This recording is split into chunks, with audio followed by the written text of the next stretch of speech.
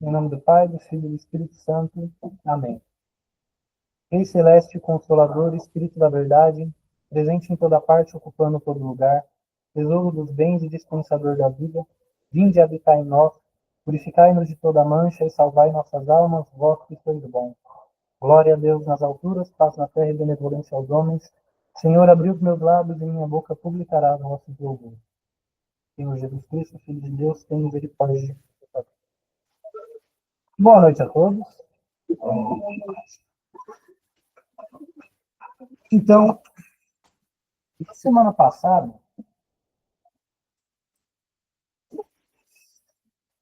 aconteceu uma briga, uma guerra, que deixou o mundo católico um pouco perplexo, que foi a treta do Centro Dom Bosco contra o Catecismo Amarelo.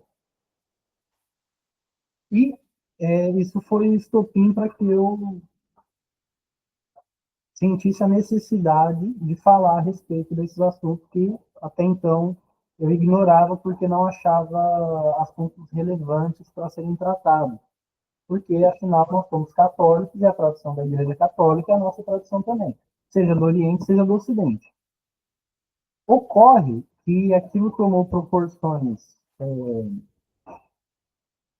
desproporcionais e gerou muita confusão na cabeça das pessoas. Então, eu, pensando como que abordaria o assunto, achei melhor a gente tratar de uma maneira fenomenológica, ou seja, a partir dos efeitos para as causas. Na semana passada eu falei da briga, que foi o estopim, falei a respeito do problema do marketing digital na igreja, que é um problema muito grande desde 2020, mais ou menos.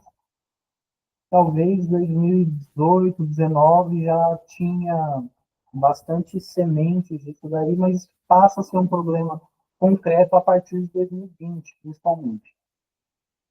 Creio eu, um dos efeitos da pandemia foi esse. Então, eu vou regredir agora para explicar alguns problemas antes. Comentaram aqui, acabaram de comentar antes de a gente começar a gravar, sobre um assunto que eu falei que a gente ia tratar. Qual que era o problema? Qual que era o ponto? Eu não lembro, gente. A respeito do sacramento. Né? Então, o que aconteceu? Eu ouvi, disseram, um padre falar a respeito da validade do sacramento. Porque se você adere ao discurso da fraternidade Pio X e que, consequentemente, vai te levar a um discurso sério-batantista, se você adere a isso, você vai... Qual que é o discurso deles? Concílio Vaticano II foi mal, e a partir daí foi instaurada uma crise na igreja, houve uma mudança de rito, o rito novo instaurado por Paulo VI é mal, e alguns dizem é inválido. Percebam que aqui tem uma diferença grande entre eu afirmar que o rito de Paulo VI ele não é tão bom, ou ele poderia ser melhor, e eu afirmar que ele é mau. É uma diferença gritante aqui. Tá? Vou só comentar. Há 300 anos atrás, em 2010, 2015, mais ou menos, a internet católica, por assim dizer, a catolicosfera, discutia-se muito sobre as missas serem mal celebradas. Qual que era o problema do jovem católico daquele tempo? Missa afro, missa sertaneja, missa de cura e libertação, missa das crianças, sapatinho de fogo na igreja, né? Que mais de bizarrice que tinha? Eu lembro PJ, eu lembro que eu trabalhei em 2015, 2016, eu trabalhei na Mitra Arquidiocesana de São Paulo. E eu trabalhava no jornal, tive que cobrir um evento que houve. Dois eventos que me marcaram.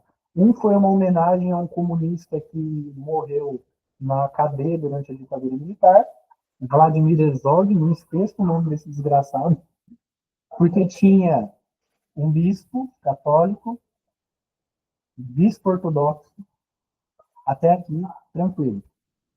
uma monja budista, um pai de santo e um líder muçulmano. Ah, e uma pastora anglicana também. Pelo menos não era uma bispa. Anglicana, anglicana. Pelo menos não era uma bispa, né? Mas tinha uma pastora anglicana. Aquilo já me escandalizou tremendamente. Mesmo porque foi celebrada uma missa na presença dessas pessoas e a pastora luterana, ela concelebrou. Assim, ela impôs as mãos, tá? Ela não presidiu a celebração, pelo menos. Ela celebrou. Isso já é suficientemente absurdo e escandaloso. Só que aí, uns meses depois, ia ter uma missa em homenagem ao feriado, que na época não era feriado, hoje é feriado. 20 de novembro é feriado de quê? Consciência Negra. E lá em São Paulo, no centro, perto do Mosteiro de São Bento, tem uma igreja construída por ex-escravos. Lá no século XIX, antes da abolição. Eles eram libertados e construíram uma igreja para eles. Chama Nossa Senhora do Rosário dos Homens Pretos. Igreja linda. Arquitetura do século XIX, coisa mais bonita do mundo. E a missa foi presidida por um bispo. Só que era uma missa afro.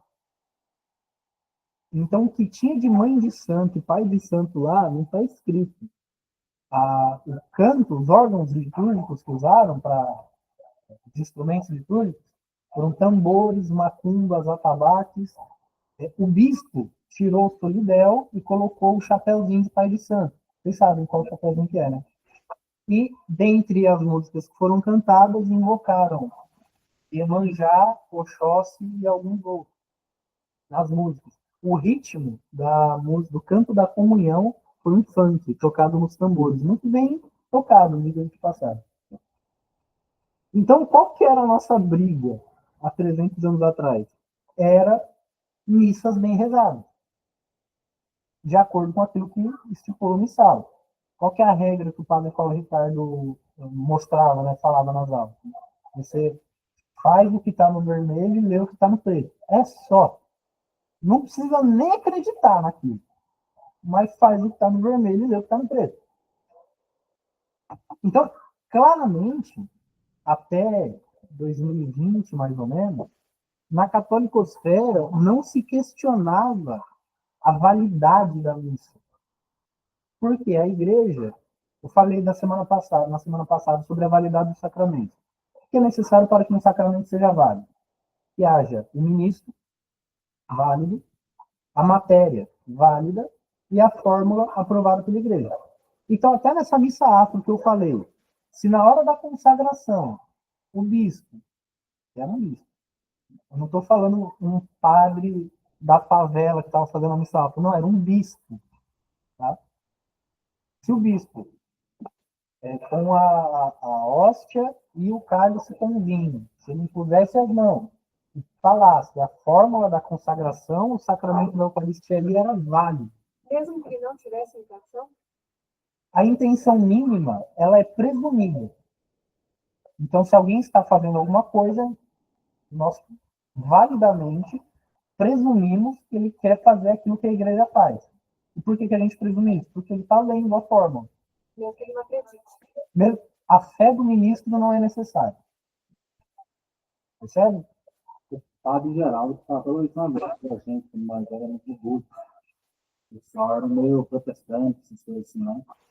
E aí questionava-se muito a moral dele, sabe? E aí ele lá nessa formação que ele foi uma vez, e foi assim, tipo, ele apareceu em alguma formação, a gente foi bem vivendo. E ele falou pro pessoal, falou, mesmo que eu não creia, diferente de qualquer outra religião, Jesus está ali. Eu achei muito interessante. Ele, como o ministro, ele falou, mesmo que eu não creia, Jesus está ali. Eu pergunto porque uma pessoa me questionou no domingo, que nós fomos na missa em Aparecida, e foi um bispo da CNBB que celebrou a missa lá, e ela falou que ele é um bispo totalmente contrário à igreja, tá? Enfim. E que ela não Não é um dos pobres, não, né? Levantem-se, povos, Não. vamos, vocês lembram? Mas disse que ele até se furou o dedo lá para fazer não sei o que com maçonaria, não sei o que, não sei. Eu não conheço.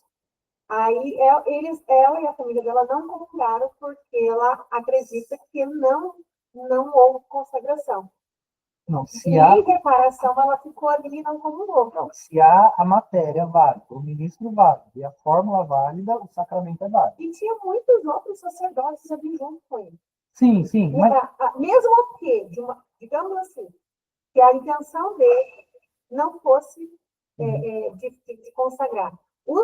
Os que estavam ali co-celebrando não tem tinha a intenção, não é válido? não, Por é conta dos válido, é outros? válido. Mas assim, ainda que só tivesse ele, matéria, ministro, fórmula, se ele disse as palavras, é válido, Uhum. entendeu? Independente da intenção. Independente da coração porque assim, quando a gente fala em intenção mínima, ela é presumida. Se ele disse as palavras que estão no sal, Sim. ele teve a intenção mínima de fazer, porque ele teve a intenção de dizer as palavras, entendeu? Então, veja, a fórmula do batismo é: eu te batizo em nome do Pai e do Filho e do Espírito Santo. Se o padre falar, nós te batizamos, nós a igreja te batizamos, não vale. Fala o nome da pessoa também.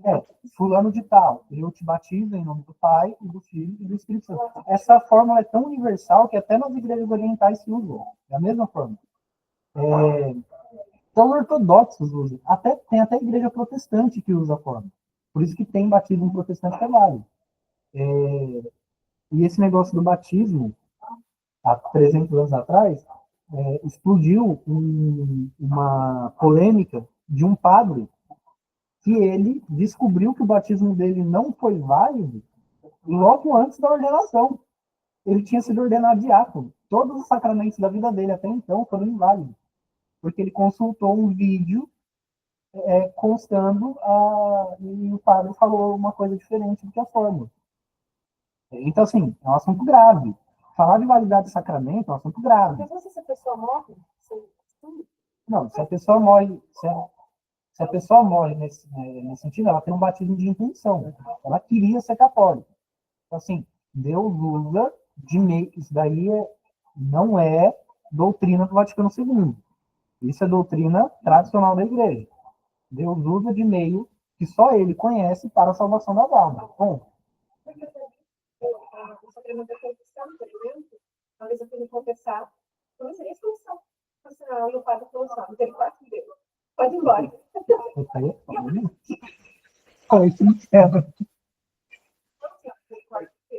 Não, aí nesse caso foi inválido. Então, e aí eu falei porque a oração da absolvição ela é grande, né? Acredito nisso, porque veja, se você está Aparecida, está com o local não era muito era muito católico, mas é Aparecido, um local não muito católico.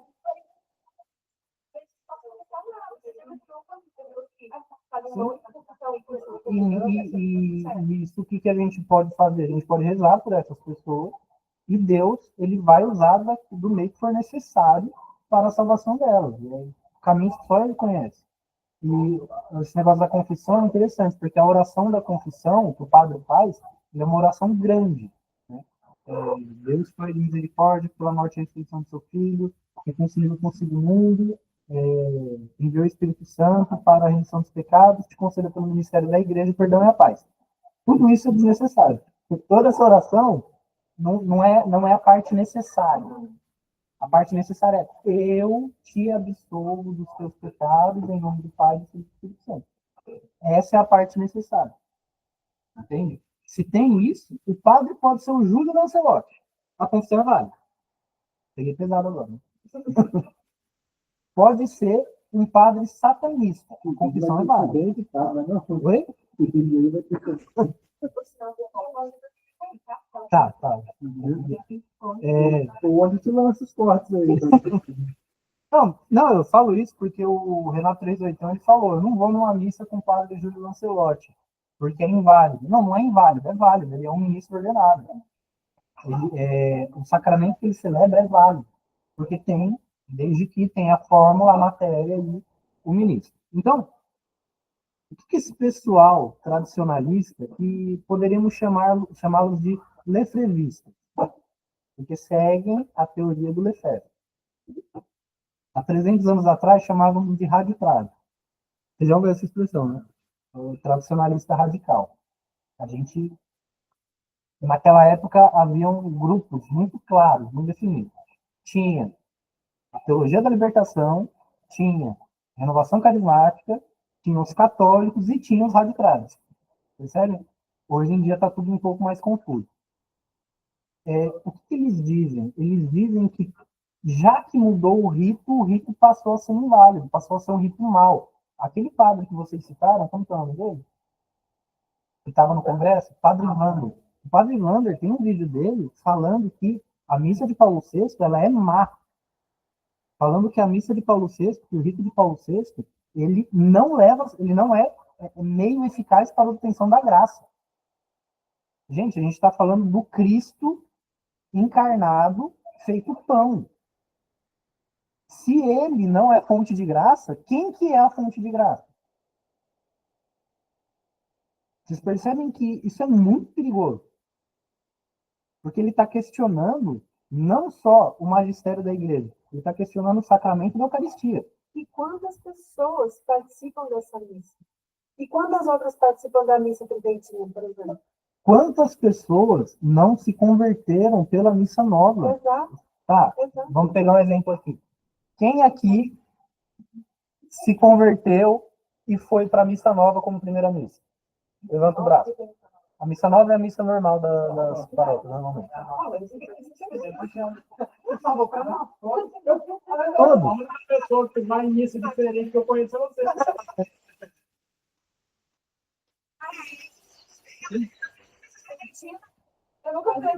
Eu já fui, é muito bonito. Muito bonito. É muito bonito. Eu preciso de preservativo. Mas a gente é um jeito. Não, mas eu fui também. Eu conheci ele primeiro. Os católicos, né, como o padre Maria lá, né? Maria falou, todos nós, na verdade, seguimos a tradição. O Padre Rodrigo Maria, aquele que foi reduzido a estado clerical, né? Mito. Eu conheço ele, eu lembro dele, bom sempre. Aí ele falou assim, nós somos a tradição. Todo católico é a tradição. O problema é o tradicionalista que já virou um ismo que agora vai para o estado rito. Então, São ritualistas, né? E esquece da... exatamente. Só compartilhando ontem um pouco, pelo menos para cá, falando da dopamina da adoração. Isso eu vou mandar no vídeo depois. Manda lá. Eu a gente falava bem sobre a coisa da igreja evangélica, da pessoa que ela, tipo, mas assim, o que veio na minha cabeça mais fácil foi ter aquela coisa assim, eu preciso sentir uma emoção, a euforia, isso tipo, Deus sai fala do lugar comigo. de Deus, porque Deus não vai falar com você só através do prazer ou da sua emoção. Às vezes ele vai falar em outro lugar com você e não necessariamente precisa disso. E aí, basicamente, essas igrejas, elas vão colocando assim, dopamina, aquelas coisas, aqueles cultos que são quase um coach, assim, sabe? Tipo, Quase não, são de fato. O Pablo Marçal é pastor, gente. Pablo Marçal é pastor. Não, mas é preciso isso. Eu falo, não é só o evangélico, não. Vou pegar as iniciativas lá do... Renovação carismática. Exato. Pega a missa. Mas, tá falando, né? Eu conheço muita gente que se converteu por conta do show lá, né? Então, Sim, eu me converti na renovação carismática. Sim, um grupo de jovens. Sapatinho de fogo. De fazer dancinha e tudo. A minha também. De fazer dancinha e tudo. Não é isso que eu converte. acho que tem que ser um caminho, né? Eu vim para a igreja por causa da renovação carismática a contragosto, porque eu odiava e minha mãe me colocou no grupo de dança, eu tinha 12 anos, eu tinha que obrigar.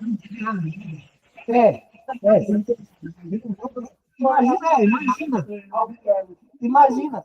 Eu tenho certeza que o fato de eu estar lá fez muita gente acreditar no inferno. Eu tenho certeza absoluta. Tenho certeza. Mas olha, Eu também tenho. Mas percebam, aquilo lá foi um canal de graça que Deus usou para minha conversão. Por quê?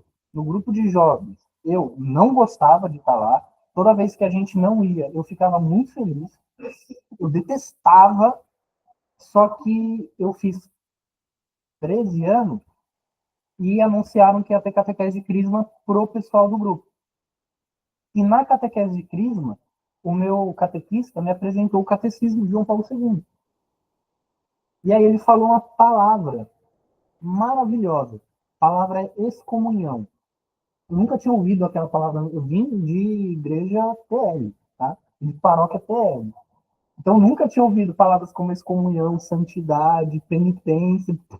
Tudo era coisa do dicionário. Ele falou a palavra e eu comecei a me interessar. Calhou de, no mesmo tempo, eu ter visto um vídeo do Padre Paulo Ricardo falando sobre esse 13. E aí, eu tinha ouvido aquela palavra na catequese de crisma. O meu catequista mostrou um livro chamado Catecismo, que eu nem sabia. Os meus pais se conheceram na igreja nos anos 80. Eles também não sabiam que tinha um catecismo. Um livro chamado Catecismo da Igreja Católica. E aí eu vi um vídeo do Padre Paulo Ricardo falando: ser comunista é motivo de excomunhão? Comunista eu tinha ouvido na escola, excomunhão eu tinha ouvido na catequese. Nunca tinha visto um padre de batina na minha vida. Fui ver o vídeo e comecei a me interessar pela vida de estudos e fui fazer filosofia no mosteiro, etc. Mas a renovação carismática foi um canal que Deus usou para me converter. E não só a mim, a muitas pessoas. Eu poderia dizer com certa segurança. A maioria dos católicos no Brasil hoje em dia são católicos devido ao trabalho da renovação carismática católica, do Monsenhor Nada da Bíblia e da Canção Nova, de maneira mais especial. Tá? Mas, enfim. Que, durante um bom tempo, o braço que degladiou contra o comunismo era só a renovação. Exatamente. Aliás, aí a renovação, o Monsenhor João escutou o jeitão dele. Exatamente. Então, falaram. Então, percebam. Eles são tradicionais também, né? Então, como na palavra, conservadores. Conservadores, eu falo. Conservadores, né? Ele é um pior mas não era isso. Conservadores. Imagina uma missa tridentina de cura e libertação. Obrigado. Eu acho que seria voto com o relator, voto favorável. O meu irmão mais novo, quando ele foi fazer catequese de crisma, a paróquia era PL. Aí eu falei para ele, ó, tudo bem, ele estava reclamando que ia ter um retiro, e a minha mãe queria obrigá-lo a ir no retiro da catequese. Isso que era PL. Eu falei, mãe, vai ter um retiro de carnaval, de grupo de jovens. Deixa que ele vai comigo. Foi o primeiro retiro da vida do meu irmão, foi o último retiro da vida do meu irmão. Ele falou, não, o pessoal é maluco, eu não vou ficar. A gente, no momento de adoração, o pessoal caindo, e eu e mais três amigos, ajoelhados assim, diante do Santíssimo. E o pessoal caindo, pulando, dançando, a gente, mano, a gente não vai fazer isso. Não tem como. Mas enfim. Antes da minha conversão, quando eu ouvi a retiro, assim, nossa, eu estou errado que não quero olhar para o lado, Mas veja, a missa é mal celebrada. Isso é um problema? Só que é um problema do rito que não está sendo seguido ou do ministro e os fiéis que não são educados. Claramente, problema segundo. E esse pessoal tradicionalista fala que o rito é ruim. O Concílio Vaticano foi ruim. Vocês percebem que não é uma consequência necessária daquilo que eles afirmam? Sim. Isso daí é lógica básica. Tem as causas e as consequências. Eles estão acusando como sendo causa uma coisa que não tem relação nenhuma. O telhado caiu, logo, sei lá, a luz acabou. Não tem logo a luz acabou. Não faz sentido o negócio dele. Percebe? Mas vamos voltar, vamos recapitular. Vou falar desse momento histórico que foi os anos 2000 e 2010. Eu falei, os meus pais se conheceram no final dos anos 90, na primeira paróquia da renovação carismática da Diocese de Santo André. A paróquia, um padre espanhol que levou a renovação carismática para a diocese. A gente é daquela diocese de origem. E eles celebravam a missa fora da igreja, no salão paroquial, evidentemente, porque tinha muita gente. missa de cura e libertação, com o Santíssimo rodando, etc. Teve uma vez, eu tinha uns 6, 7 anos de idade, eu era pequenininho, acho que meu irmão não era nem nascido ainda, mais novo. E o pessoal estava tocando bateria. Sempre que a gente ia na missa, a gente chegava antes, o pessoal estava ensaiando. Antes, eu era mais novo, tinha uns 4 anos de idade, o pessoal ensaiava, eram amigos dos meus pais, de grupo de oração, e eles iam cantar música. E na minha cabeça de criança, qualquer música é música. E meu pai ouvia moda de viola. Eu sorrateiramente peguei o microfone que estava ligado e comecei a cantar A Marvada Pinga que eu meto. Assim, faria sentido alguém brigar comigo nessa situação? Não. Por quê? Porque estavam fazendo barulho. Para mim aquilo era barulho, não era música litúrgica, não tem uma sacralidade naqueles cantos. E, alguns anos depois, eu acho que 2, estávamos na missa, o padre estava com o santíssimo, o pessoal pulando, gritando, fazendo um escarcel. Eu peguei o folheto, fiz um aviãozinho de papel e joguei. Meu pai me deu um beliscão no braço. E fez, sabe aquele beliscão que faz a criança levantar? Então, ele falou, você está na missa, respeita. E na minha cabeça não fazia sentido, porque não tinha ninguém respeitando nada lá. Quais eram... Não, não vi pessoas jogando aviãozinho de papel, mas eles estão putos. Uma criança.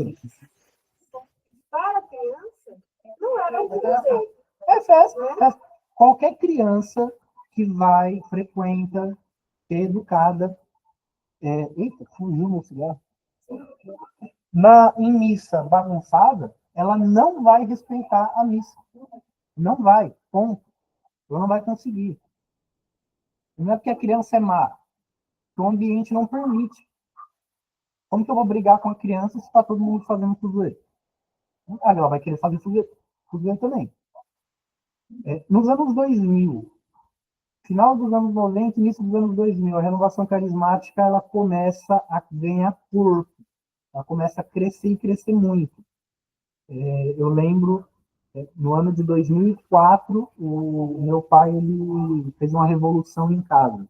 Ele comprou um computador com internet de escada. A gente tirava o cabo do telefone e plugava no computador. E eu lembro que uma irmã do meu pai, minha tia, ela foi nos visitar e falou: entra no site da Canção Nova.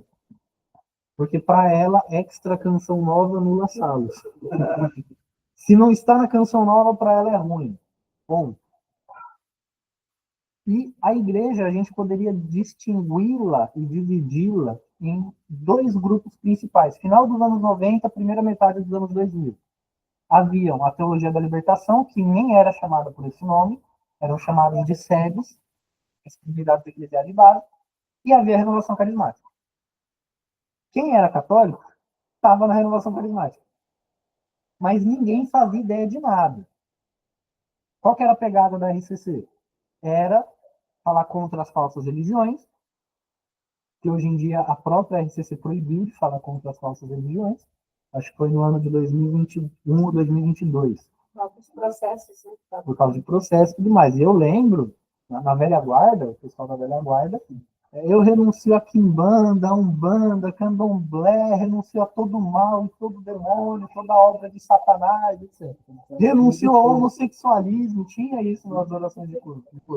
Sim, tinha nas orações de cura. E claro,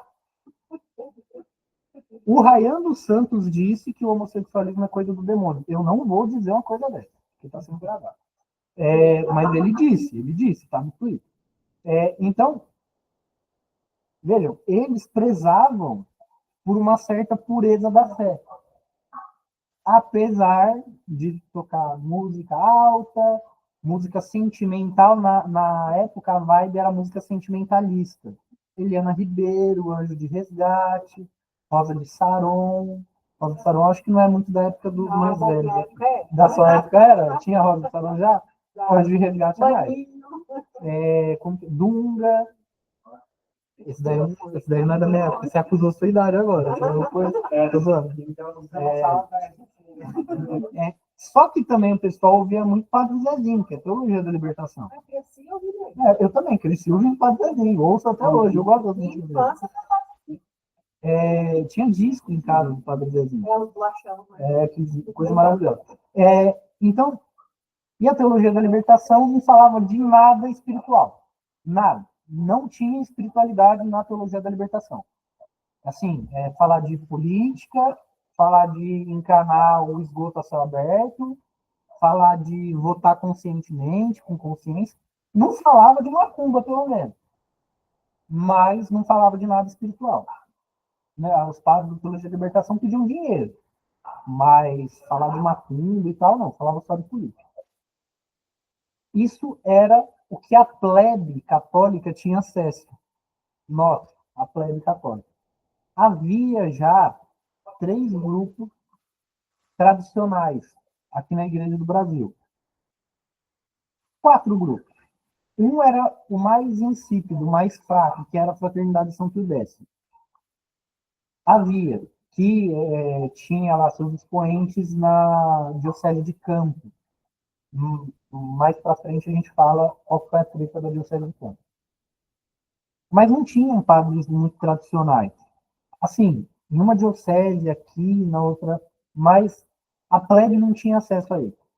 Mas haviam 3 grupos que a plebe estava começando a ter algum acesso, que é a Associação Cultural Montfort, a TSP, que depois foi proibida de usar esse nome, que é o Instituto Clínico Corrêa de Oliveira, e os Arautos do Evangelho, que estavam iniciando as suas atividades no final dos anos 90 e início dos 2000. E que a plebe tinha mesmo acesso, Teologia da Libertação, SEBS e Renovação Carismática. Porém, no ano de 2005 foi eleito um alemão chamado Cardeal Josef Ratzinger, que virou o Papa Bento XVI. O Bento XVI ele foi seguindo a linha de João Paulo II. Que linha que era essa? Era uma linha de vamos combater o comunismo e vamos prezar aqui pela continuidade da igreja pós-concílio. Só que o orangotango médio brasileiro não fazia ideia nem do que era comunismo mais. A gente não sabia, as pessoas não sabiam o que era. Tinham ouvido falar na infância, mas na época, dos anos 2000, era a vida adulta de muita gente, ou juventude. As pessoas não sabiam muito o que era. Então, não davam ouvido. E os padres e bispos da teologia da libertação sabiam muito bem o que era, davam ouvidos e não obedeciam. Na época, a teologia da libertação desobedecia ao Papa. E os católicos mais tradicionais buscavam obedecê-lo. Em 2020, ao contrário. Os tradicionais passaram a desobedecer o Papa. E a teologia da libertação passou falando, não, a gente está fazendo isso porque o Papa mandou. O Papa permitiu. Tá? Então mudou o jogo completamente. Também mudou o Papa. A gente já vai falar disso. E surgiu não, o Papa Bento XVI, no ano de 2006, se eu não me engano, ele deu uma entrevista, fez um discurso, em que ele conclamava os padres católicos e bispos também a usarem a internet como meio de evangelização.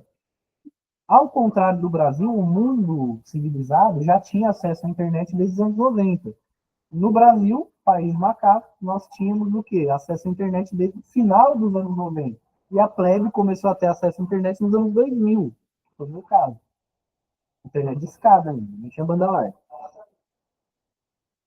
E um padre no Brasil ouviu esse chamado de Bento XVI e começou um site, padrepauloricardo.org.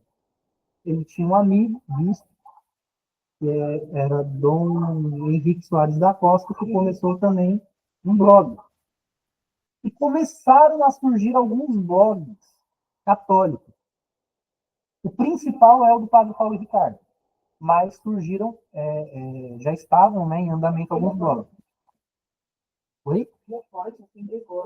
Não, ele não era forte. Nos anos 2000 ele não era forte. Ele vai ficar forte em 2008, 2009 principalmente. O site dele é de 2007, salvo o melhor juízo.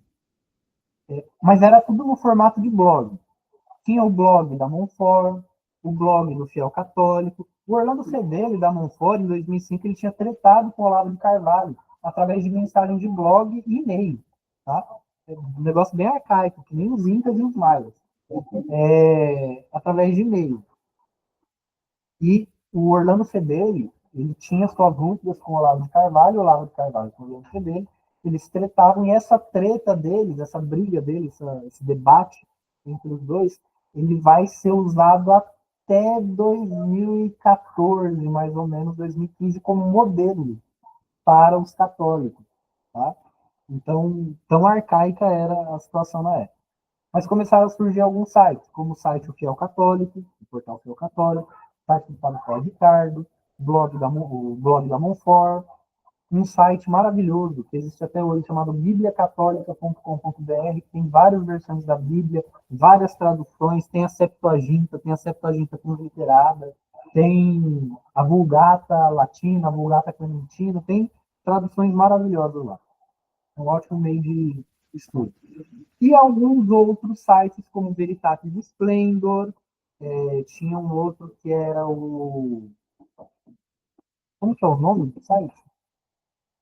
Caritatis Munum, que foi apelidado como Fofocatis Munum, que eles estavam expondo um monte de fofoca e briga interna, etc. Oi? Mas não era, o ungido não era, não. Deixa eu pegar o que você vê. Isso, essa situação. E tinha também uma rede social maravilhosa. Eu queria que os jovens tivessem aqui hoje, porque eles não pegaram essa fase, chamada Orkut.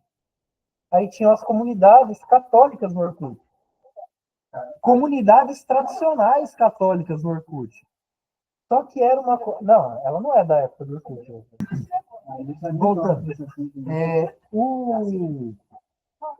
O meio católico na internet, ele começou nichado.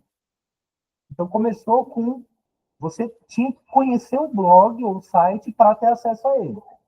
Você precisava saber que existia para ir lá e consumir aquele conteúdo. E aí tinha as comunidades no Orkut, que eram pessoas que mais ou menos não se conheciam e que começavam a se interessar pelos mesmos assuntos, etc.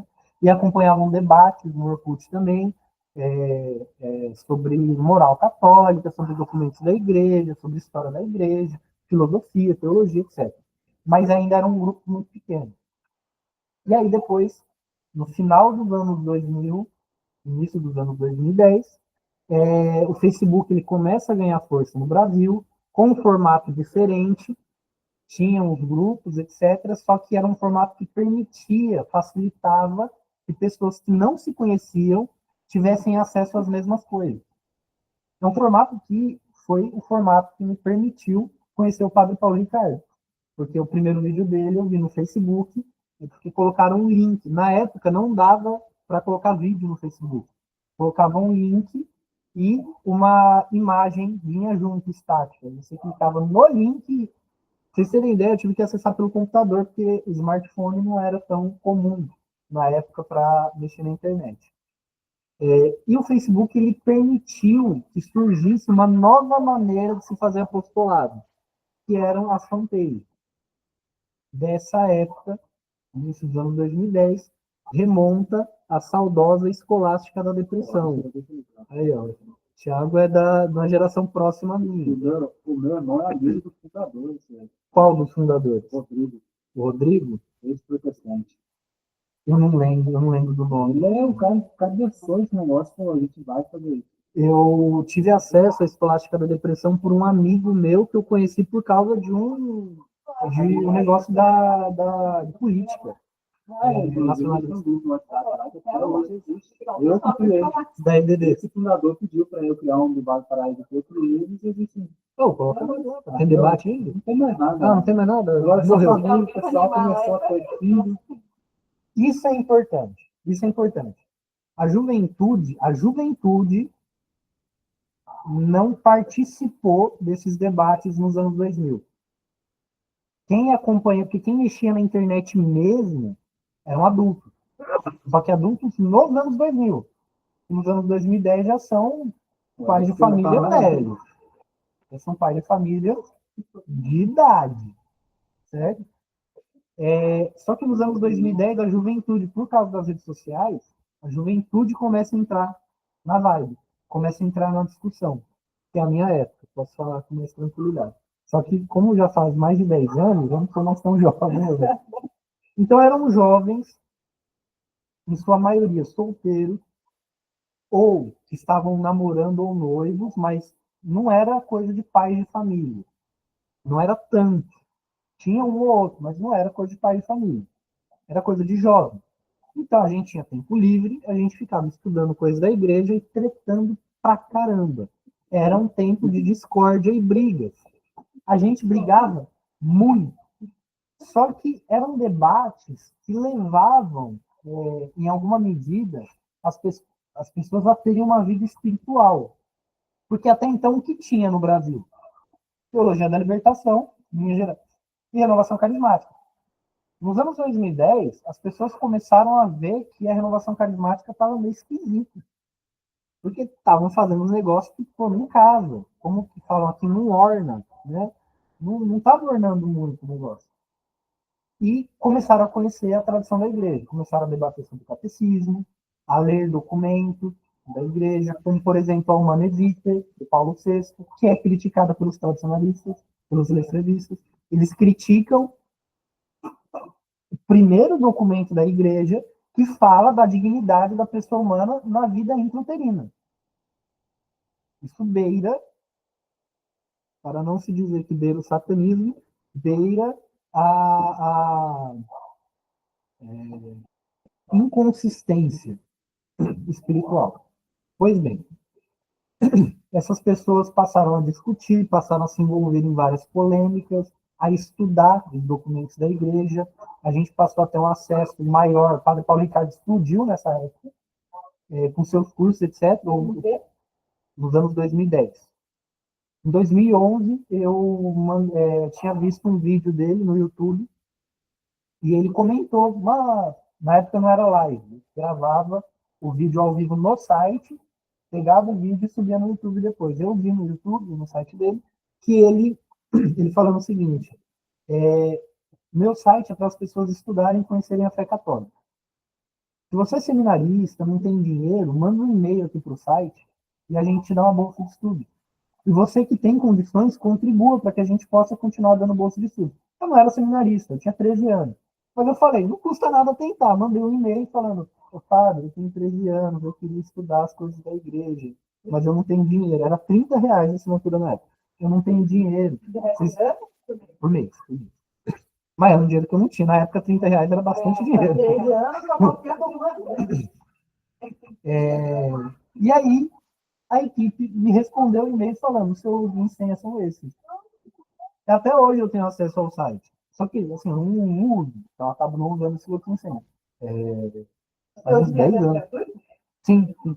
Mas, assim, como eu não uso, eu não pedi para tirarem o acesso gratuito, porque eu não uso. Faz uns 10 anos já que eu não uso. Mas me serviu muito. Na época, o site, os cursos do Padre Paulo Ricardo eram em áudio, não eram em vídeo. Eram áudios de 1h30, 3 horas. Eu ligava no fone de ouvido, ficava lendo e anotando as coisas lá. E aí eu fiz os cursos dele, de filosofia da linguagem, de marxismo cultural, de doenças espirituais. Maravilhoso o curso das doenças espirituais. O original, o em vídeo eu não gostei muito, mas o original era maravilhoso. E ele falava muito de um negócio que eu nunca tinha ouvido na minha vida, que é filosofia. Eu nunca tinha ouvido falar naquilo. E falava muito de um santo chamado Agostinho, que eu também nunca tinha ouvido falar dele. Eu tinha ouvido falar de Santo Antônio, São Bento, máximo, mas disso não. E aí eu me interessei e comprei As Confissões, que foi o primeiro livro de filosofia que eu li. O primeiro livro que eu li de capa a capa foi por causa da renovação carismática. Foi A Vida e os Milagres de São Bento, de São Gregório Magno. O primeiro que eu li de capa a capa. Eu nunca vou esquecer, de uma vez só. Mas foi o primeiro livro da minha vida. Porque na renovação carismática falavam de cura e libertação, de expulsar demônios e tal. E falaram, mostraram a medalha de São Bento, falaram, isso daqui expulsa o capeta, isso daqui é legal. E aí eu vi um livro dele lá na livraria, comprei. Bom, o Padre Paulo Ricardo fez eu me interessar, não só eu, mas muitas pessoas se interessarem pelos estudos das coisas da igreja. E o catecismo era um livro de consulta à doutrina da igreja. Por isso que a gente já consegue extrair que o discurso dos lefevistas hoje, de que o catecismo ele é ruim para as pessoas, ele é um discurso sem pé nem cabeça, porque as pessoas não leem o catecismo. Na época, quem lia o catecismo era quem já estava muito avançado na vida de estudo. Estou com uma dúvida de fé ou moral. Vou consultar o catecismo. E aí a gente até ficava lendo o catecismo. Não era nem para aprender, era para debater, para jogar. Não, porque o catecismo fala isso em tal parágrafo. Não, mas no outro parágrafo fala tal coisa. Ficava um debate. Mas serviu para que as pessoas lessem e estudassem. Eu era demais. De verdade,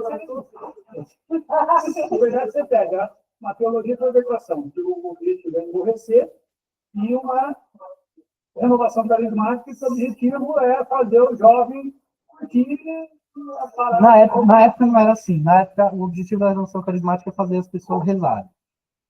Então, aqui a renovação levava? Levava a pessoa a rezar o terço da misericórdia, rezar o rosário. Eu rezava o terço todo santo dia, durante todo o período na renovação carismática. Eu não rezava o rosário, rezava o terço. Vamos lá, eu tinha 13 anos só. Eu tinha que ter algum padrão de normalidade. E sim, eu era chato, eu era muito chato. Só que levava as pessoas a rezarem. Nerdzão, nerdola. Eu tenho até hoje. Sabe quantos amigos eu tinha? 2. E são meus amigos até hoje. Os meus 2 únicos amigos que eu tinha, que eu tenho desde aquela época. Nem tanto, mas um pouco. Um deles, a gente virou amigo por causa de um debate. Que a gente tretou. E aí. Não, não. Não, o meu amigo imaginário, a gente nunca tretou. A gente sempre. Meu Dagno. Sempre correu tudo. A gente tretou, os dois eram carismáticos e os dois estudavam coisas da igreja, e o catecismo, inclusive, e a Sagrada Escritura, que é uma coisa que a renovação carismática fazia a gente ler a Bíblia, fazia a gente rezar. E a gente brigou muito, aí depois calhou de ele falou: e o que você acha que é o melhor sistema de governo? Eu falei: a monarquia. Ele: sério? Eu também. Aí a gente virou amigo. O Léo. Então, o objetivo da renovação carismática era fazer as pessoas rezarem, terem alguma vida espiritual. De um jeito torto pra caramba, mas faziam alguma coisa. Tirava pessoas das drogas, etc. Nossa, testemunho de drogado, tô cansado e saturado de ouvir. O que a gente mais ouvia era testemunho de drogado, de viado, de prostituta. Os testemunhos mais... como que a gente pode... mais que dariam os melhores filmes eram os testemunhos que eram dados. Eu esqueci de falar, nos anos 2000 havia um outro grupo ligado à renovação carismática e ligado a essa cultura católica de blogs do padre Paulo Ricardo e Papa Bento XVI. É o movimento pró-vida.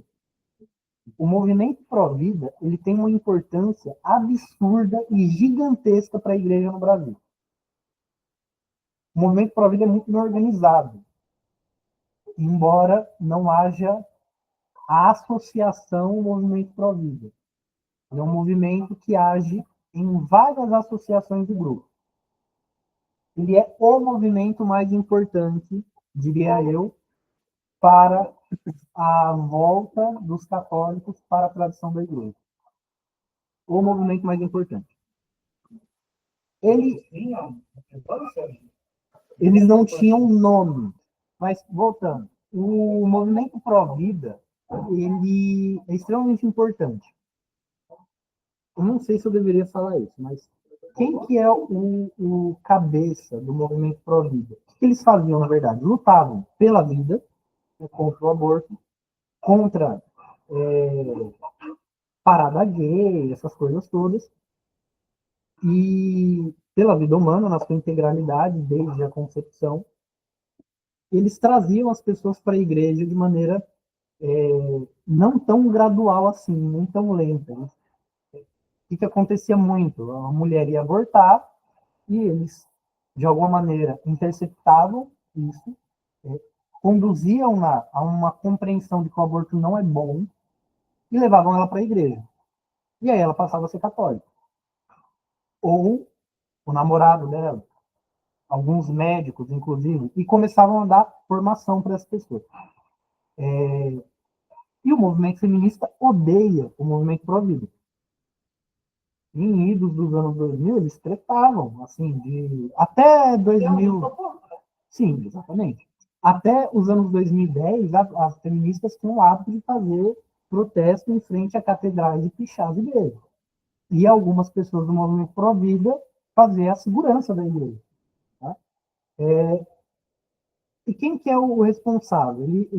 O responsável pelo movimento pró-vida aqui no Brasil é um sujeito chamado Antônio Donato, do qual não se fala nada. Raramente fala-se dele. Só que ele é um sujeito extremamente importante. Ele é uma espécie de ermitão. Mora sozinho, é um gênio. Escreveu um livro chamado A Educação segundo a Filosofia Perene, que o movimento pró-vida ele vai não só lutar pela vida humana desde a concepção, mas também pela educação das pessoas. Porque o movimento abortista ele inicia pela educação. E se nós temos alguma intenção de fazer colégios católicos hoje, é graças ao movimento pró-vida. Alunos do Antônio Donato são Padre Paulo Ricardo, Padre Lodi, Andréa Medrado, o Felipe Neri. O Hermes Neri é um pessoal que eu acho que vocês não conhecem, mas ele é um amigo no movimento. E existem alguns outros, o Padre Zé Eduardo, aluno do Donato também, e alguns outros sacerdotes e leigos proeminentes que hoje em dia, inclusive, estão na política, militando politicamente. Esse é um movimento extremamente importante, porque ele vai conduzir as pessoas ao conhecimento da fé católica. Não de maneira direta, só que o trabalho educacional que o Antônio Donato teve ao longo dos anos 90 e anos 2000, ele vai começar a dar fruto nos anos 2010. O Padre Eduardo já tinha sido ordenado, fez mestrado, etc. Ele vai começar a dar aula na universidade, ele vai começar a ter presença na internet, presença online. Quando eu conheci o Padre Eduardo, ele dava aula na Faculdade de São Bento, na teologia, e a única rede social dele era o Facebook. E ele evangelizava por lá, no Facebook. Depois veio Instagram, YouTube, etc. O Felipe Neri, mesma coisa. Aquele Anderson Reis, aquele pregador carismático, Anderson Reis, também é aluno do Donato. E nos anos 2010, vai ser a década. Oi? Do Donato, não. Eu fiz aulas dele, só que não presencialmente. Me mandavam tudo pelo. Guilherme Freire também é aluno dele. O Guilherme, inclusive, me mandou tudo pirateado primeiro. Não é pirateado porque não tem patente. Se alguém se interessar, inclusive, eu tenho as aulas dele no LinkedIn Drive. Quem é feliz? Isso, exatamente. São aulas muito boas, muito boas. Difícil pra caramba, mas é muito bom. Dali para um pouco mais. Ele vai tratar de alguns assuntos que são muito difíceis de serem compreendidos. Eu lembro que teve uma aula que ele jogou um conceito, eu fui entender 6 meses depois. Sim. E eu estava na faculdade de filosofia estudando o assunto, tá? Eu fui entender só depois. Mas, enfim, eles começaram a educar as pessoas, começaram a mostrar a fé da igreja para as pessoas, e nos anos 2010 essas pessoas vão adquirir mídia de maneira lenta e gradual através das redes sociais. Vão começar, de alguma maneira, a rebanhar a pessoa. Muita gente vindo da renovação carismática que queria conhecer a igreja, muita gente saindo da teologia da libertação, muita gente se convertendo. Gente saindo da teologia da libertação não muito, mas pessoas se convertendo. Mais fácil um satanista se converter do que alguém da PL. Tá? E eu não estou exagerando. É realmente mais fácil. E nessa década de 2010, foi a época que o Facebook começou a fazer muita diferença na vida das pessoas e que alguns grupos começaram a se organizar, algumas associações de fiéis. Por quê? Qual que era, eu repito, aquilo que eu falei lá no começo, qual que era o nosso problema? A gente queria uma missa bem rezada. A gente queria que o padre parasse de falar de política e falasse de coisas da vida espiritual. A gente queria parar de ouvir sentimentalismo. E pregação carismática virou aquilo, virou sentimentalismo. É verdade, pronto. É verdade. Só que Sem precisar enfeitar. sem precisar enfeitar, sem precisar de sentimento, sem precisar falar, olha para o seu irmão que está do seu lado, sem precisar falar, ai, Jesus te ama. Eu já entendo que ele me ama, desgraçado. Eu quero amá-lo agora. E eu não consigo. Eu preciso que você me ensine a amar Deus. Era esse o nosso problema. Outro problema também, acho que no ano de 2015, foi a primeira vez que na Diocese de Santo André se proibiu a comunhão na boca. Por causa de uma epidemia de gripe sazonal, foi em junho. E aí o bispo foi lá e proibiu, tinha mudado o bispo, é o bispo atual que está hoje lá. E eu lembro que não foi em 2015 não, foi antes, foi 2014. E eu lembro que eu tinha ouvido o padre Paulo Ricardo falar de um documento chamado Redemptione Sacramento, da Congregação para o Culto Divino, se não me falha a memória. E se eu não me engano, o cardeal Sará teve dedo dele nessa exortação. E eu li aquilo lá, cometi o erro de ler. E aí o bispo proibiu a comunhão na boca e eu mandei, burro pra caramba, idiota, adolescente, mandei um e-mail para diocese. Falando, excelência, você não pode proibir a comunhão na boca. Porque o documento Redenção e Sacramento especifica que só pode proibir a comunhão na mão, e isso fica a critério do padre, não é nem do bispo. E aí o cara da cúria, vocês talvez meio chateado, mandou cuidar da minha vida, respondeu de maneira bastante mal educada. Naquele momento, eu tinha percebido que não dava para dialogar com a teologia da libertação. E muita gente percebia isso. Então, assim, ao mesmo tempo, tinha o padre que estava batendo tambor na missa, fazendo missa sertaneja, tocando moda de viola, fazendo... Vocês já viram Kinder Coco? Virou meme na época. Botaram a Bíblia no meio do coco. Você lembra disso, não lembra? Pegaram um coco, abriram um coco, colocaram a Bíblia no coco, fecharam o coco e os coroinhas levam dançando. Tem um vídeo disso, levam dançando. E aí o padre abre o Kinder Coco e mostra a palavra de Deus. Acontece hoje, até hoje acontece esse tipo de coisa. Na época acontecia mais. E os católicos leigos estavam escandalizados. A gente estava cansado. Só que veio também uma onda que o pessoal começou a se consagrar pelo método de São Luís Monfort. Exatamente. E aí, quando começaram a falar da liturgia, aí o pessoal consagrado, eu não sei por aqui, mas a minha terra, meu amigo, os consagrados, as mulheradas que usam cortina de saia hoje é tristinha. Houve também nos anos 2010 uma explosão de consagração a Nossa Senhora. Padre Rodrigo Maria estava no meio, Padre Paulo Ricardo também deu formação na Canção Nova, um monte de gente começou a se consagrar, surgiram as nossas queridas fiscais de modéstia, elas surgiram na época, falando de véu, falando muito próximo. Eu coloquei a corrente no braço, uma corrente na cintura, uma corrente no pé. Para você ter uma noção. Eu usei no braço e usei no pé também corrente de portão, aquela coisa, porque era moda. Porque era moda. É corrente mesmo que eu fui lá na casa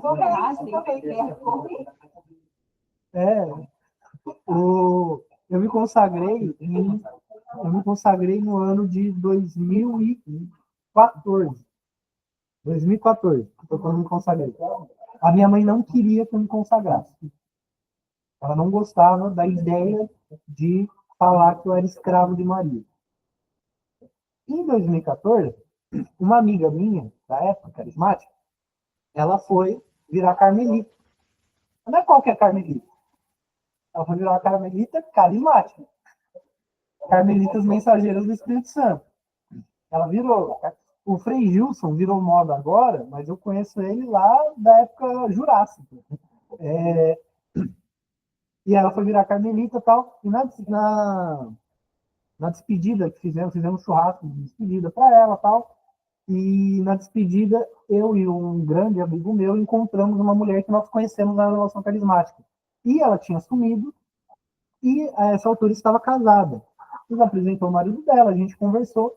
E na época, em 2014, eu já via, junto com um amigo conhecido, o Opus Dei, que não era uma instituição tão conhecida.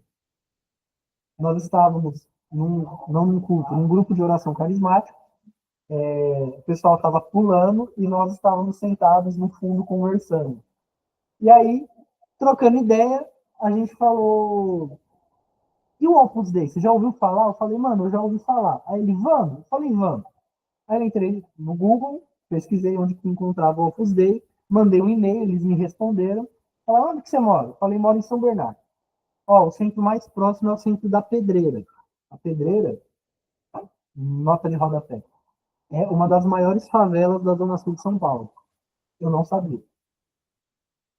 E aí, eu mandei um e-mail e tal, mandaram meu e-mail para o diretor do centro do Opus Dei lá na Pedreira. E aí, ele me mandou mensagem por e-mail falando, ó, vocês são amigos, podem vir, são muito bem-vindos. Vocês têm como vir para Pedreira? Eu falei, não, tem ônibus para ele? Ele falou, daí não vai ter, não.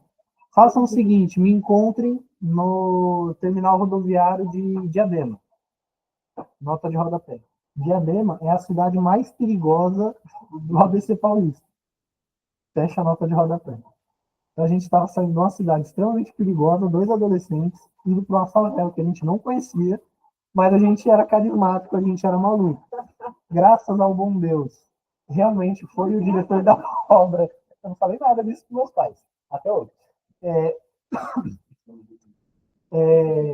Ele foi nos encontrar lá, a gente foi, levou a gente, o centro não fica na favela, fica na beirada dela. É um centro maravilhoso, eles têm um convênio com o Senai, dão um curso profissionalizante para molecada da favela, tal. É muito legal. E foi a primeira vez que nós vimos um padre de batina. Por quê? No dia que nós fomos, eles iam assistir a final da Champions League. E o padre estava lá de batina. Então a gente rezou um terço, do jeito do Opus Dei, correndo. Eles rezam muito rápido o terço.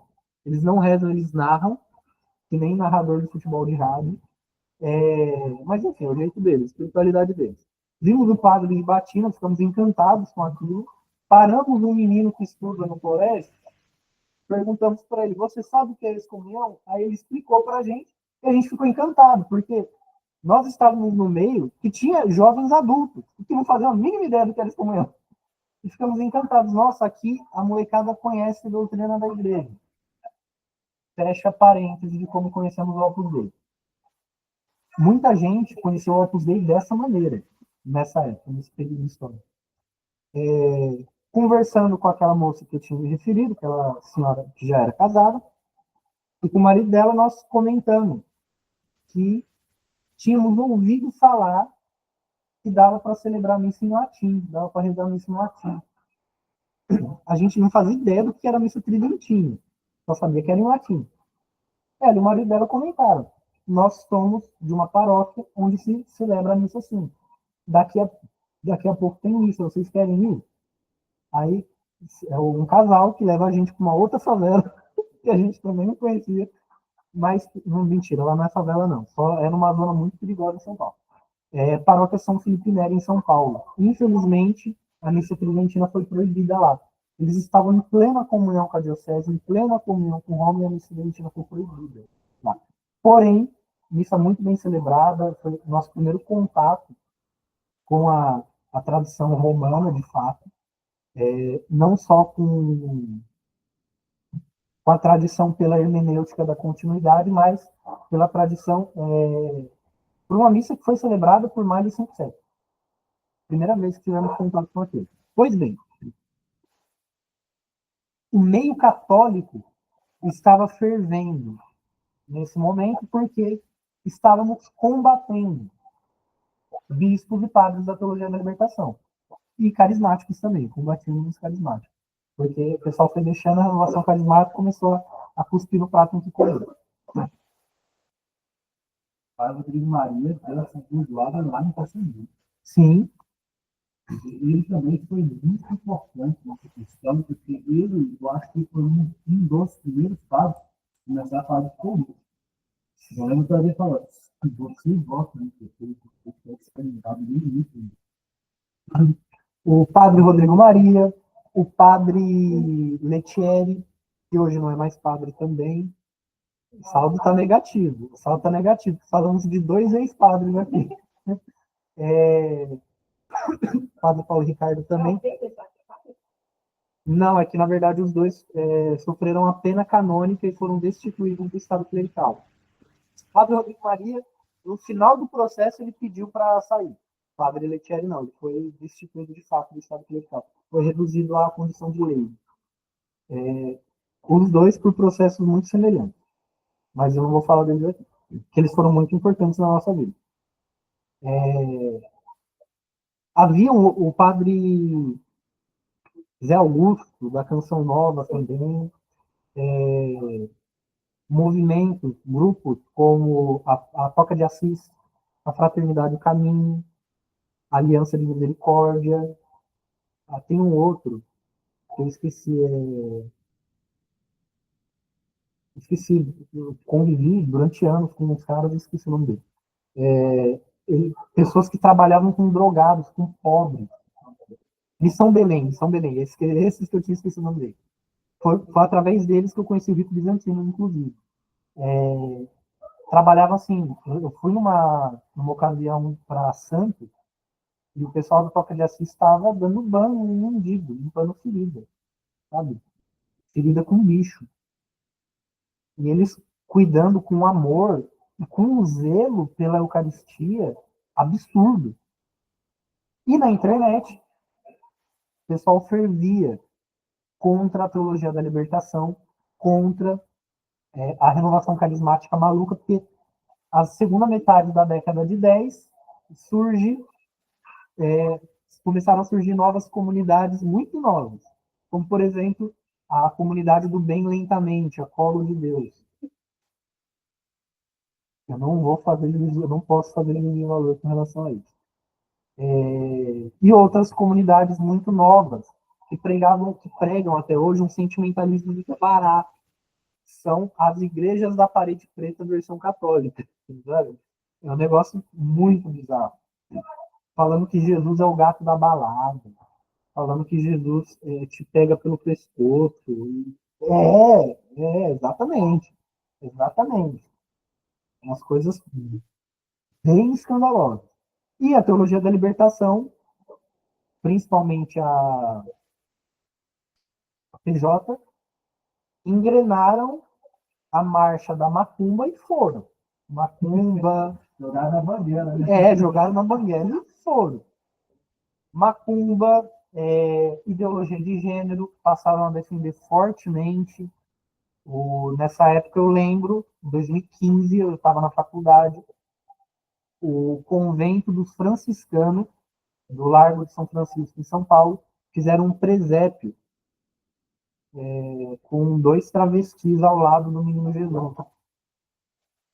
Um pouco mais tarde, alguns anos depois, o padre Lancelotti, não vou falar do apelido dele, o padre Lancelotti colocou um travesti para fazer homilia numa missa campal. Fora o clássico Nego Nagô. Vocês já ouviram o Nego Nagô? Ouçam o Nego Nagô, é maravilhoso. Fizeram uma versão em canto gregoriano do Nego Nagô, é muito boa, muito boa. Com tambor, com a Nega Mariama também, muito bom, saudosa Nega Mariama.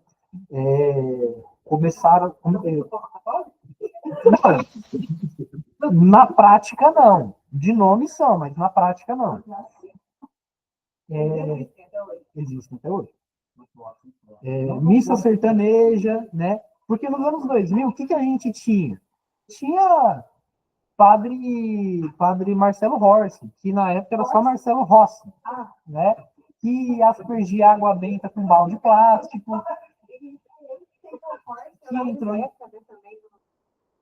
Esse daí eu não conheço. Ah, meu Dedé. O cara fazia isso o fato seguinte da banheira de cultura. Exatamente. Disco de platina, disco de platina. Só que o padre Marcelo Rossi, não dá para condenar ele. Não, por isso não dá para condenar ele. Exatamente. Eu era moleque na época do padre Marcelo Rossi e eu brincava ao som de Os Animaizinhos Subiram de dois em dois. Maravilhoso. Não, não é técnico. Não. Ele era mais, tá mais para carismático. Tipo assim, ele era um peso numa festa onde tocava a boquinha da garrafa, talvez você escutasse um Dani mais também. Exatamente. O padre Marcelo Rossi, aí na década de 10, ele passa em depressão, no final dela, ele ressurge das cinzas todo maromba, e vira o padre Marcelo Rossi, né, tomando veneno de cavalo e tal. Não tomo veneno de cavalo, só brincadeira. Tá? O padre gigante, se a cruz pesada for, eu levanto ela no supino, né? Como que é? Eu vou quebrar as noites traiçoeiras no soco, é assim. Bom, nessa década de 10, qual que é a chave? A chave para os católicos é o combate. Nós éramos muito combativos. A gente queria uma missa bem celebrada. Eu lembro que até nessa época eu fui na igreja matriz de São Bernardo, um padre da diocese foi celebrar uma missa tridentina lá. E aí eu perguntei para o pároco, conversava com ele, perguntei, padre, por que não tem missa tridentina aqui mais vezes? Tem um monte de senhorinha aqui pedindo para tu. Ele falou, não faço porque tem um pessoal da fraternidade que desce, eles não gostam do Papa. Então, eu não faço mais por isso. Não é nada contra a missa. Quando eu me formei como seminarista, eu aprendi esse rito. Ele era tão velho que no ano que ele se formou, mudou o rito. Aí ele teve que reaprender tudo de novo. Mas, enfim. Então, nós éramos muito combativos. Só que começou a surgir esse pessoal da fraternidade Prudécia, que nós chamávamos de raditrades, que eram os fiscais da modéstia elevada à 10ª potência. E começavam a criticar umas coisas que, para nós, católicos, não faziam o mínimo sentido, porque a gente só queria uma missa bem rezada, a gente só queria se confessar, a gente só queria ter catequese. A gente queria que no curso de noivo falassem do método Vinhos, e não para a gente usar camisinha. Era isso, a gente queria ouvir. E esse pessoal católico, eles vão, que eram jovens durante toda a década de 10, vão começar a namorar, uns vão entrar no seminário. Muita gente do início da década de 10 já estava no seminário se formando, eu estudei com alguns desses seminaristas. E no final da década de 10, eles já vão ser ordenados padres. Eu tenho um amigo que hoje é padre, que eu aproveitei até o dia da ordenação dele para me referir a ele como molecote. A partir da ordenação tem que chamar de senhor molecote. Continua sendo meu amigo. Muitos começaram a namorar, a formar família. E no final da década de 10, em 2000, na segunda metade, né, 2016, começam a surgir os centros. Centro Dom Bosco, Instituto Leão Magno, em São Paulo. No início dos anos 2010, comunidades famílias novas, durante toda a década, vão ter um up. A Ministra de Santa Maria, no começo de 2010, era pequeniníssima aqui no Brasil. E da metade para frente, ela vai crescer, vai ter um crescimento. Mas, principalmente, associações de leigos, sem quaisquer interferências de padres. Esse foi o problema. Eu sempre Dom Bosco, ele surgiu em 2016. Eu estava lá 3.000 anos atrás. Eu vi como que foi.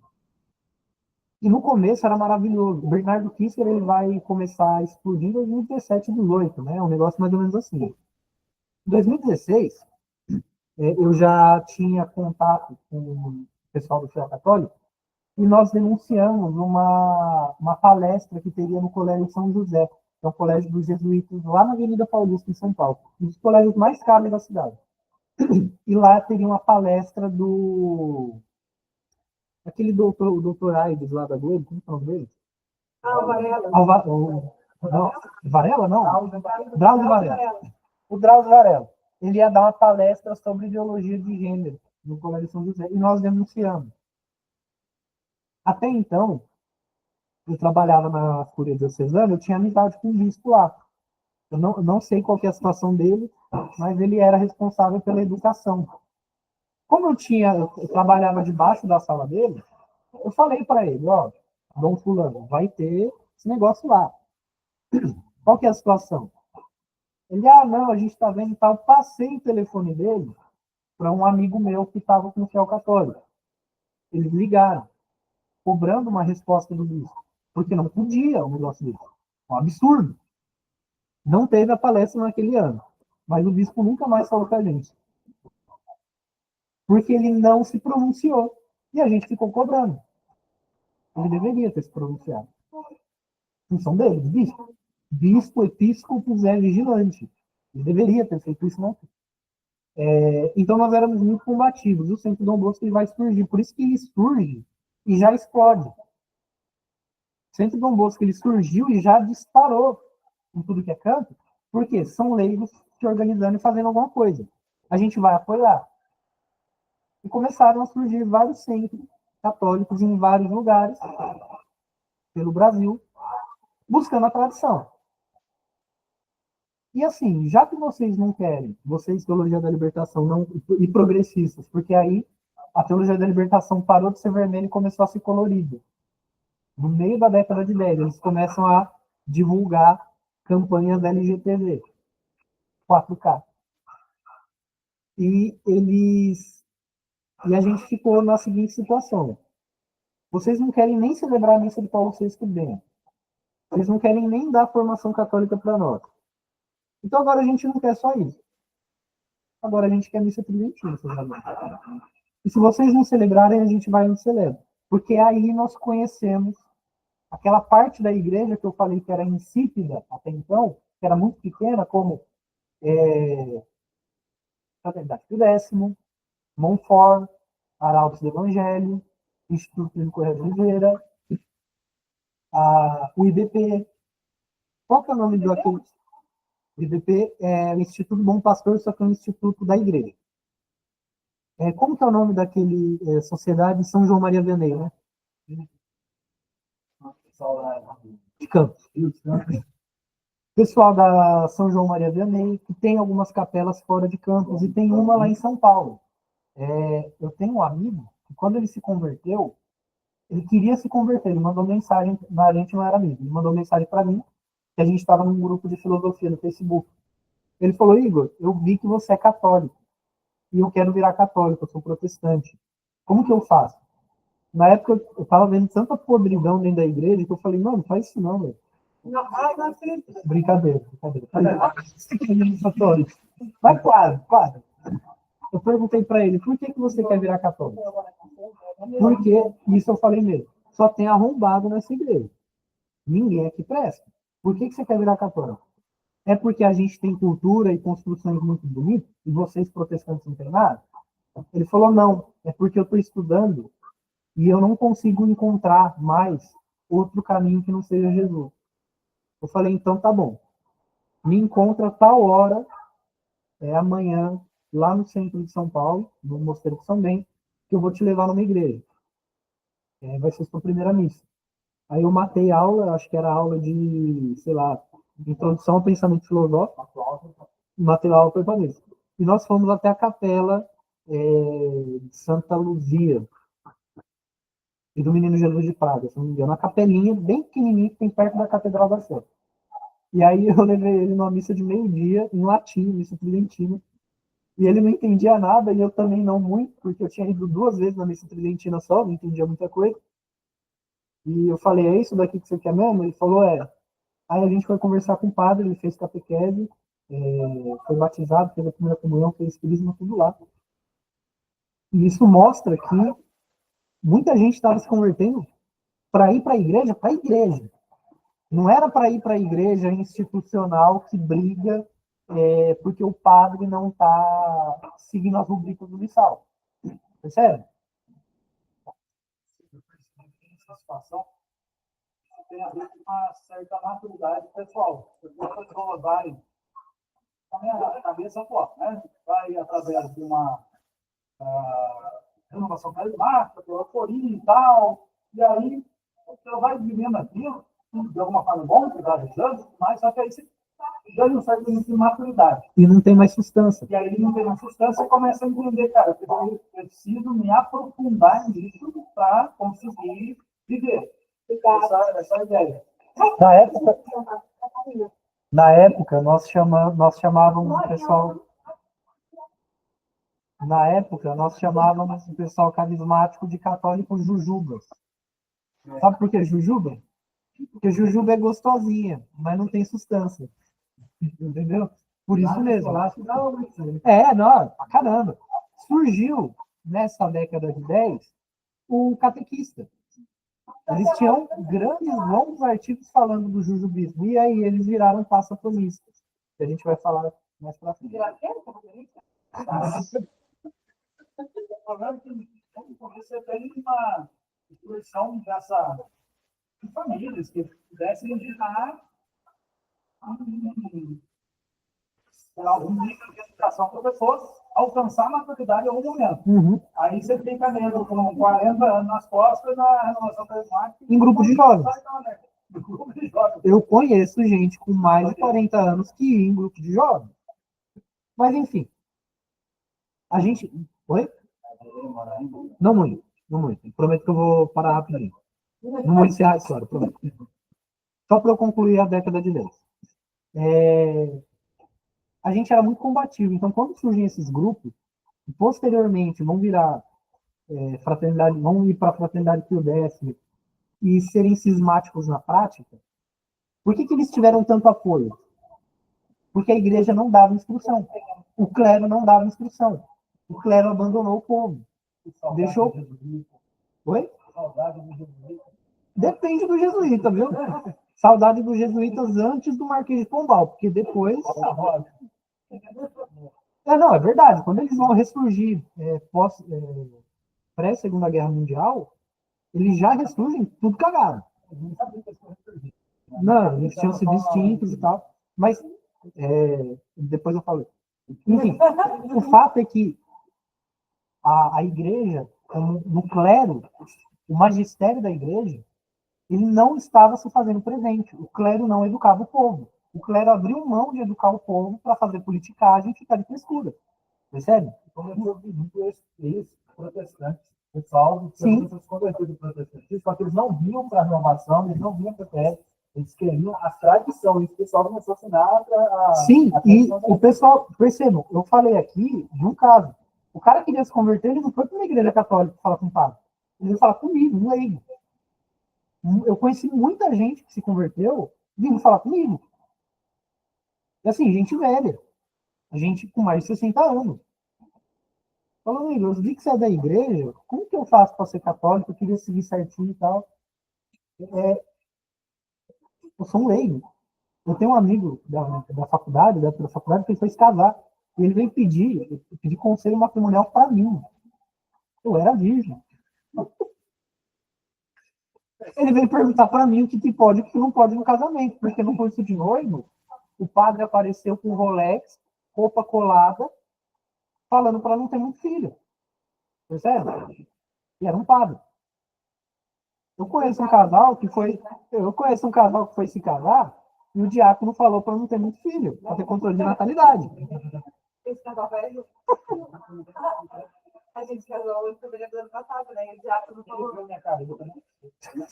Falando assim, a gente se lá assim, muito engraçado, porque a hora que o diácono falou isso, tipo assim, a gente sempre olhou e todos os nossos amigos que conheciam a gente ali, tipo assim, o pai já estava grávida do Álvaro e o padre olhou e falou, o diácono, né? É diácono. Ele olhou e falou assim, então, 3 já tá bom, né? Tipo, apontando pra minha barriga.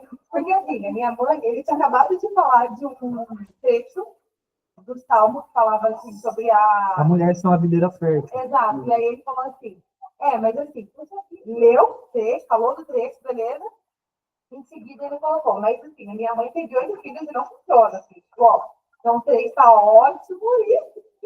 Então nós viemos de uma cultura de abandono espiritual completo e de leigos capitaneando uma certa reforma na igreja.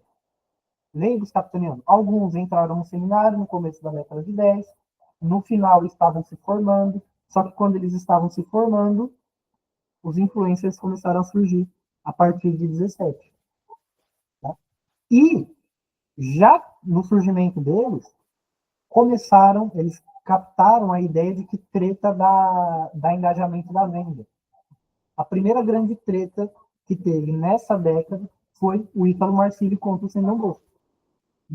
Contra o Sendon Bosco. Você lembra dessa treta? Porque o Ítalo Marcilli, eu só vou dar esse exemplo e a gente encerra a aula, pode ficar tranquilo. O pessoal de trás dos montes podem ficar tranquilos. O Ítalo Marcilli, ele falou intencionalmente numa live, num vídeo. Depois, acho que 3 ou 4 anos depois, ele falou que era mentira aquilo lá. Mas ele falou. Eu estava lá na treta, eu vi. Ele disse que foi atender um sujeito que tinha tendências à pedofilia, que sentia atração por menores de idade. E aí ele falou, ó, você tem essa tendência, então eu recomendo que você vá contrate prostitutas que têm cara de criança. Que tem corpo de criança, corpo infantilizado. Essa também estava lá e ele falou mesmo. Ele falou mesmo. Ele falou e ele confirma até hoje. No debate ele pegou. Posteriormente ele negou. Ele falou, vá contratar prostitutas que tenham aparência de criança. Isso é escandaloso.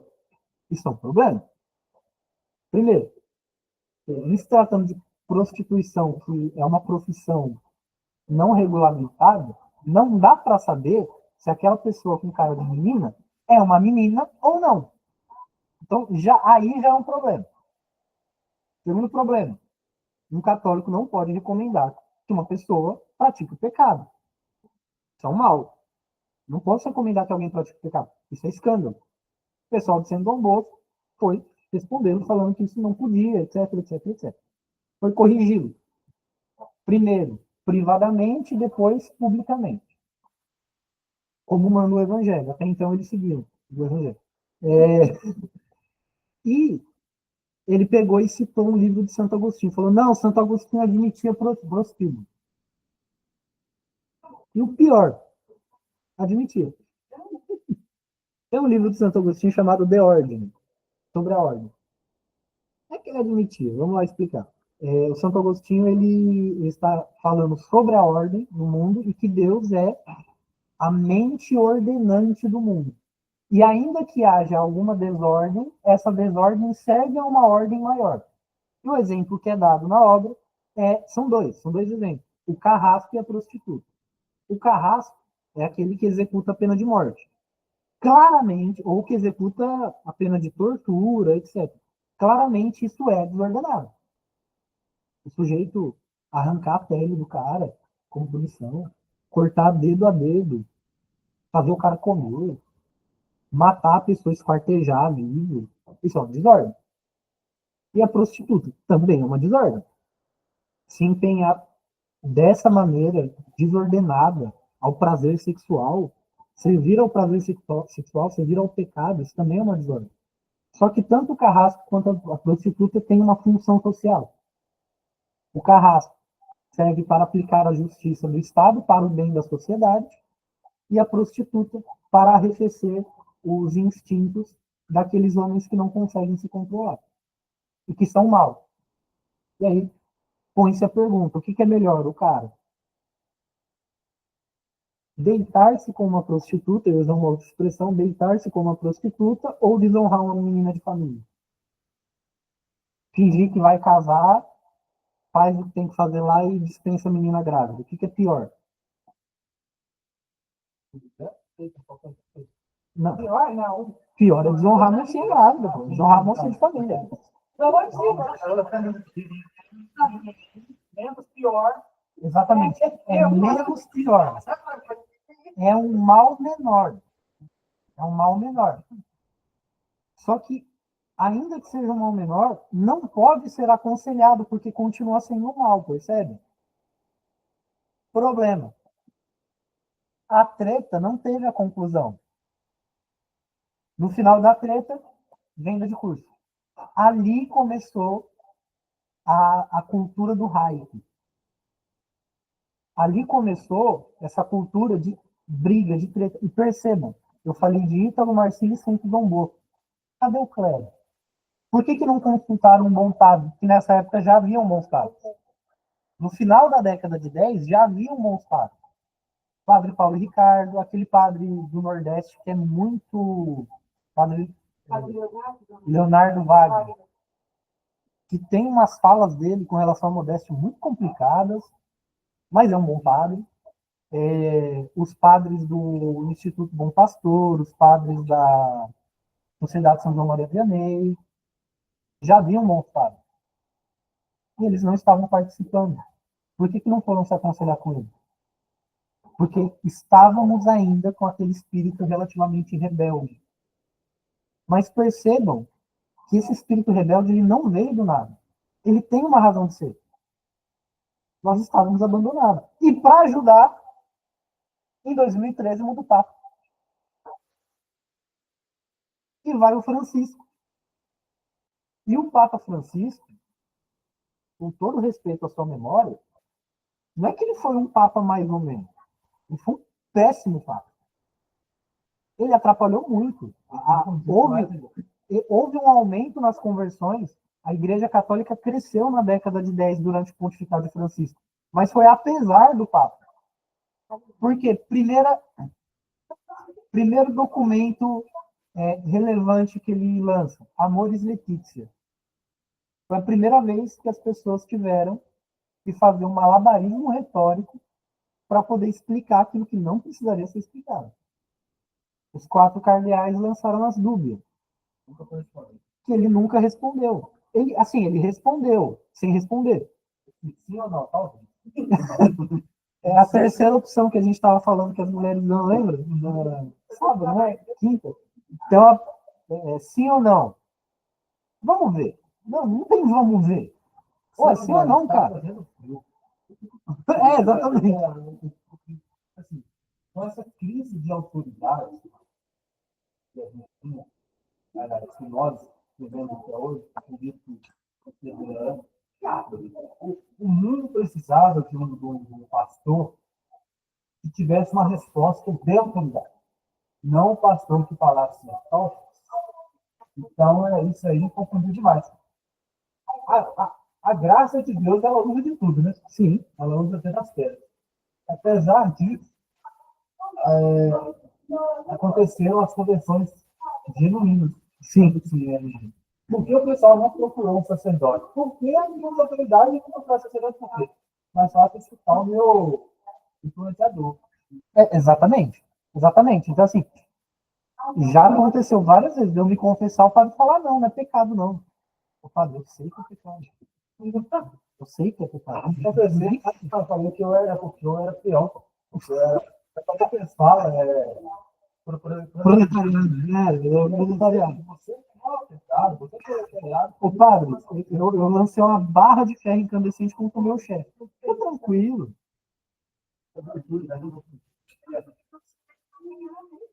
Você tem que falar mais perto aí, tio. Mas, veja, já aconteceu várias vezes de alguém vir falar comigo, falar, o padre disse tal coisa, no sentido contrário, falando, não, tá errado. Aconteceu, do meu irmão mais velho, ele viu um vídeo, ele mexe em TikTok, então ele viu um monte de vídeo sem pé nem cabeça lá. Ele veio me perguntar. Teve uma vez que ele viu um vídeo do Frei Gilson fazendo uma afirmação, e veio perguntar para mim para confirmar se era verdade ou não. E graças a Deus, estava certo. Mas vocês percebem que houve uma crise de autoridade tão grande, houve um abandono espiritual tão grande, que esses grupos surgiram. Então não é sem motivo que eles surgiram, e essa rebeldia ela não é sem motivo. Apesar de hoje em dia, eles nos chamam, eles nos chamam de continuistas. A nós que somos católicos e estamos na igreja. E eles objetivamente estão se separando da igreja, se já não separaram. Eles nos chamam de modernistas, de liberais, de hereges. E nós nos chamamos de irmãos. Nós devemos agir com caridade para com eles. Essa que é a chave. A gente ainda está na barca de Pedro. Eles estão no bote salva-vidas, estão fora. Exato. Não perceberam ainda. Estão navegando por conta própria. Tem um padre, millennial, que eu gosto muito dele. Padre Lucas Mariano. Ele assiste anime. Eu gosto pra caramba dele, muito legal. Padre usa batina, lá da Arquidiocese de Brasília. Ele tem uns 30 e poucos anos.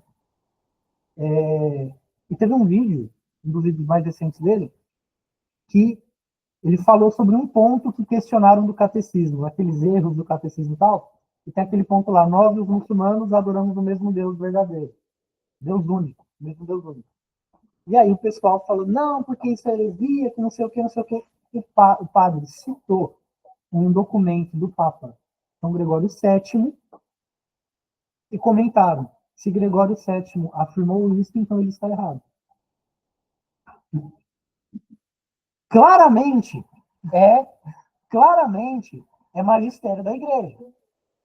E as pessoas estão negando o próprio magistério da igreja. Então, daí para o cisma, é um pulo. Só que eles ainda nos chamam de hereges, liberais, etc. Nós devemos ter caridade para com essas pessoas, porque não é sem razão. Isso. São cegos. Da mesma maneira que nós devemos ter caridade com os carismáticos, sapatinho de fogo, temos que ter caridade para essas pessoas e ensiná-las. Problema. Eles citam coisas que a maioria das pessoas não leram. Fizeram uma afirmação no grupo lá e falaram sobre que a missa tridentina ela é superior aos outros ritos da igreja. A missa tridentina é superior aos outros ritos da igreja. Aí eu peguei e falei, onde está essa afirmação? Aí ele, na bula Quo Primum Tempore. Eu abri uma tradução da bula, procurei e não achei. Só que eu sou macaco velho. Eu peguei a bula em latim, li e não achei. Ao contrário, eu achei uma afirmação do Papa, Pio V, São Pio V, falando que aquele rito não precisaria ser adotado em determinadas condições. E para a adoção daquele rito em certas condições, deveria ter autorização e a dispensa do bispo. Aí eu mandei para eles. Isso daí. Aí ele, não, mas pode ser erro de tradução. Eu falei, não, em latim tá igual. Ó. Aí mandei em latim. Por acaso vocês não leem latim? Aí eles pararam de me responder. Então, vejam, nós não devemos ter hostilidade para com eles, a não ser quando eles agem hostilidade para com a igreja. Nós devemos ter caridade para com eles, para com os carismáticos, para com os TLs fica meio difícil. Mas ainda devemos ter caridade. E eu peguei um texto de Santo Agostinho, um comentário ao Salmo 32. Ele diz o seguinte, ele fala sobre a unidade da igreja. Nós os exortamos, irmão, a praticar o máximo possível esta caridade. Não só entre vós mesmos, mas também com aqueles de fora. Seja aqueles que todavia são pagãos, teologia da libertação a gente pode enquadrar como pagão. Seja com aqueles que se separaram de nós. Então, os pagãos que não creem em Cristo e aqueles que se separaram de nós, igreja. Que reconhecem a mesma cabeça conosco. A mesma cabeça aqui não é o Papa, mas o Cristo. Ele fala nos parágrafos anteriores. Porém, que estão separados do corpo. Então, que reconhecem a mesma cabeça, mas estão separados do corpo. Tenhamos a eles compaixão como a com irmãos. Com irmãos nossos que são. Querendo ou não, são nossos irmãos. Deixariam de sê-lo se deixassem de dizer Pai Nosso.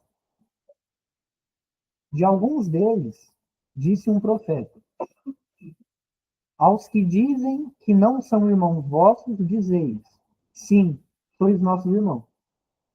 Olhai em vosso entorno para ver de quem é podido, de quem se pode dizer isso.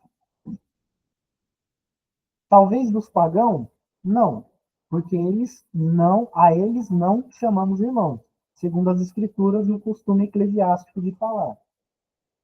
O dirá talvez dos judeus que não creem em Cristo?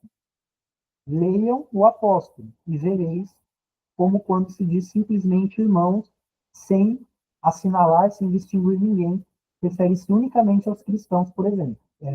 aos cristãos. Por exemplo, em uma situação assim, diz, não fica sujeito o irmão ou a irmã. Fala do matrimônio e, ao dizer irmão e irmã, se refere ao cristão ou à cristã. E aqui ele vai citar mais algumas coisas. É um trecho bem longo. E eu estou traduzindo simultaneamente, porque eu não achei em português, e aí minha tradução vai ficar meio confusa. Mas veja, se eles dizem, não somos seus irmãos porque vocês são hereges, respondam, sim, vocês são meus irmãos. A eles, aos protestantes, aos ortodoxos, porque eles dizem Pai Nosso. Eles confessam o mesmo Cristo, ainda que estejam fora.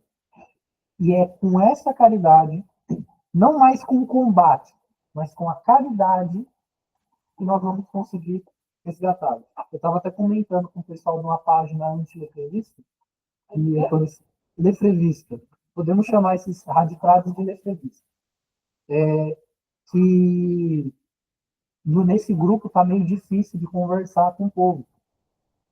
E aí a pessoa me respondeu, vai pescando de anzol. É isso, esse é o nosso esforço, vamos pescando de anzol. Um a um, nós vamos conseguir chamá-lo. Porque é muito perigoso o que eles têm feito. Eles estão incitando as pessoas a deixarem de ir na missa. Porque é a missa de Paulo VI. Deixar de ir na missa no domingo é pecado. Eles estão incitando as pessoas a praticarem pecado. Isso é escândalo. Você sabe? Um pecado mais grave do que o pecado do Ítalo Marcílio, que eu falei aqui, de recomendar que alguém vá numa prostituta. Porque o pecado contra o Espírito Santo é o pecado mais grave do que o pecado contra a castidade. Captaram? Encerraremos por hoje. Na semana que vem não, no próximo encontro, semana que vem não estarei convosco. No próximo encontro falaremos sobre aquilo que veio antes dos final dos anos 90 e início dos 2000. Vamos falar sobre o início dos 3 grandes grupos tradicionalistas do Brasil, IPCO, Arautos do Evangelho, eu espero que eles não me processem, e Associação Moncor, e, se der tempo, falaremos sobre final do Concílio Vaticano II e surgimento da Fraternidade São Pio X. Tá? Porque tem outra briga que tem razão de ser. Vão ser muito compreensíveis, porque as pessoas não acordam, a maioria das pessoas não acordam e falam, hoje eu vou me separar da Igreja Católica. Não é bem assim que funcionam as coisas. Acontece por um motivo. Certo? Vamos rezar?